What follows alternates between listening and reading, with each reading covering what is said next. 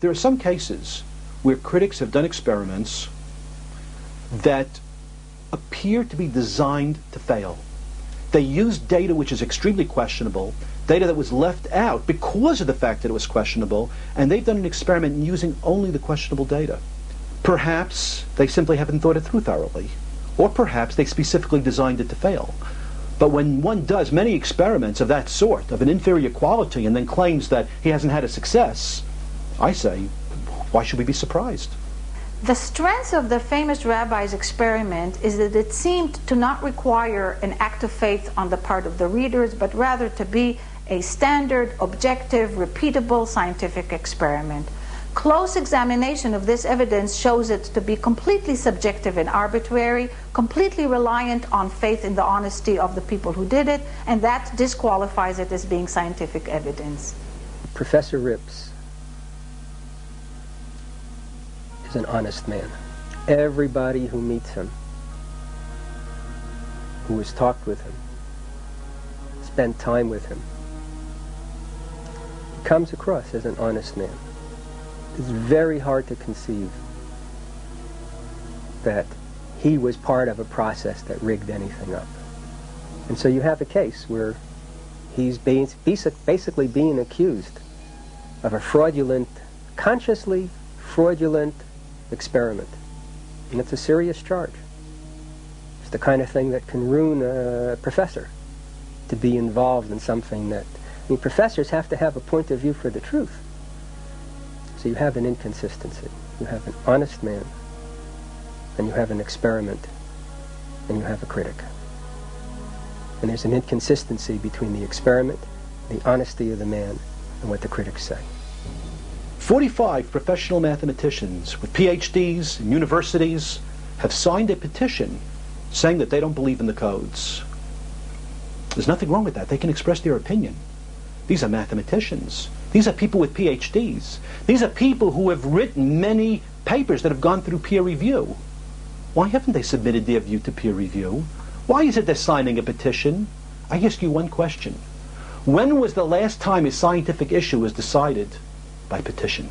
I also found the data to have too many degrees of freedom.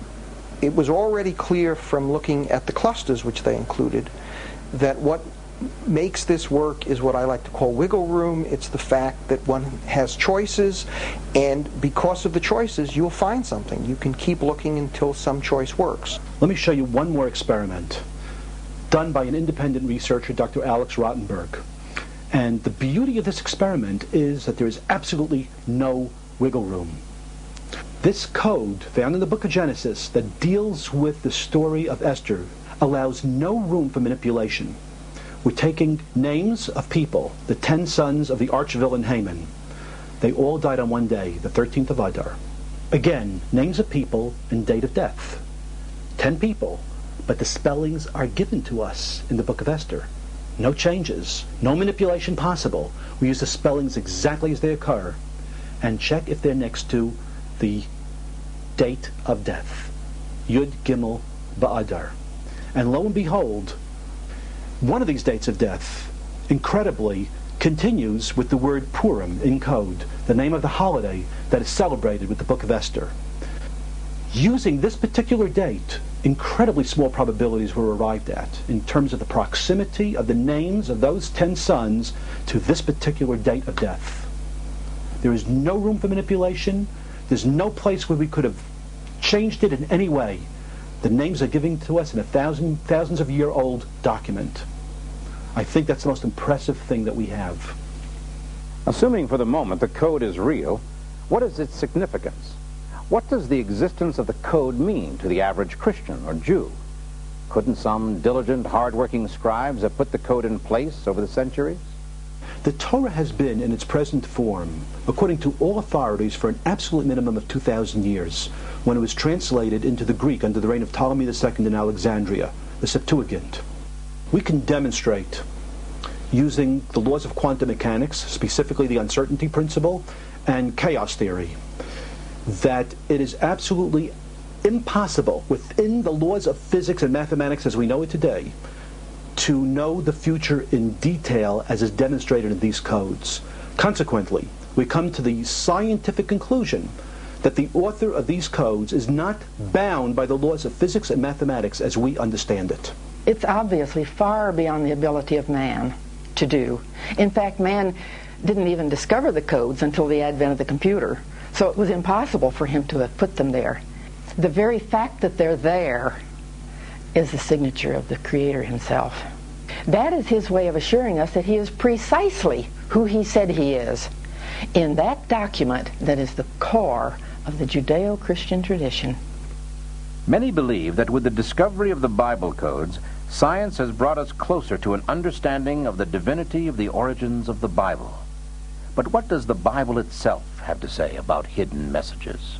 Many people are surprised to discover that there are codes in the Bible, and these equidistant letter sequences are but one of them. Some are hidden, some are revealed, some are a key part of the narrative, like the handwriting on the wall in Daniel 5.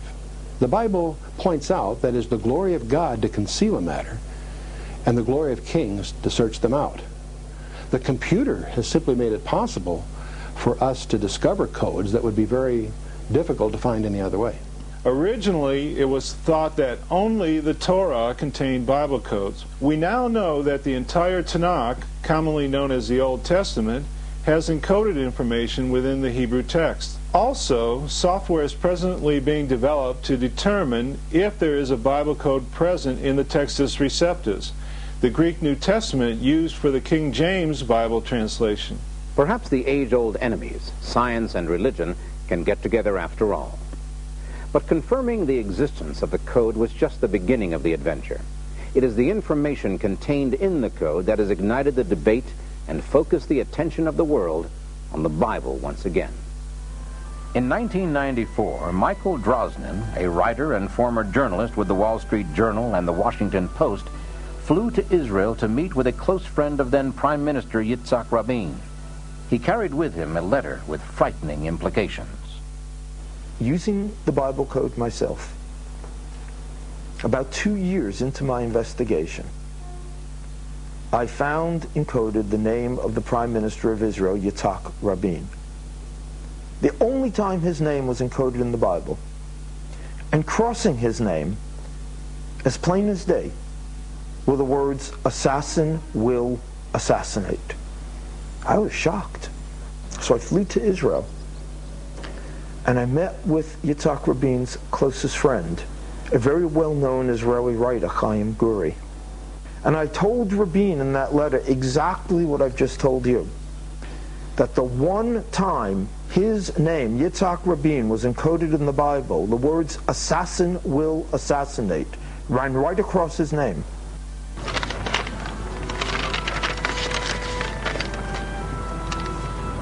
Are you seriously suggesting the Torah actually says that Rabin will be assassinated?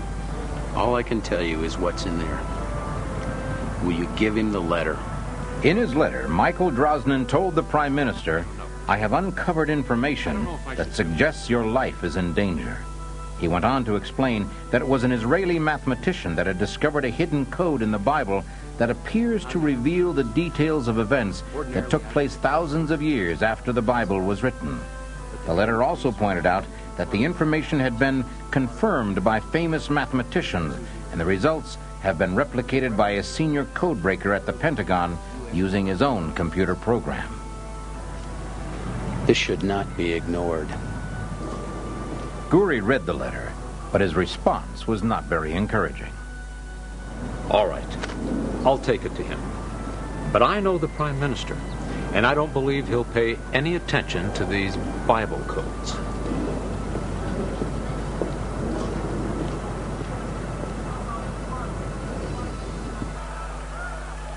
Guri's assessment proved all too accurate.